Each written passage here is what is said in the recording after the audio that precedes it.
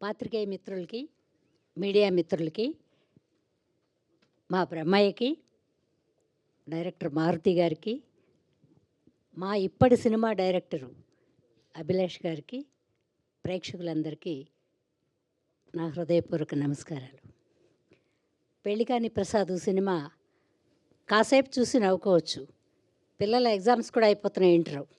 అందరూ వెళ్ళి చూడండి, ఎందుకు పెళ్లి కాలేదని తెలుస్తుంది, పెళ్ళి ఎందుకు చేసుకున్నాడో తెలుస్తుంది.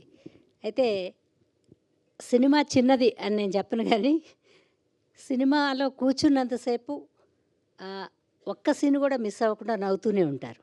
రకరకాల క్యారెక్టర్లు ఇప్పుడు జరిగే సన్నివేశాలకు దగ్గరగా ఉన్నాయి. చాలా బాగా తీశారు. మా వాళ్ళందరూ చాలా బాగా యాక్ట్ చేశారు. అంటే మహానటులు లేరు, కానీ ఒక మీడియంగా ఉండే వాళ్ళందరూ ఉన్నారు. సప్తగిరి గారికి తోడుగా తతిమ అడుగులన్నీ ఆయన వేస్తాడు, ఆయన వెనక మేము నడుస్తాం. నమస్కారం.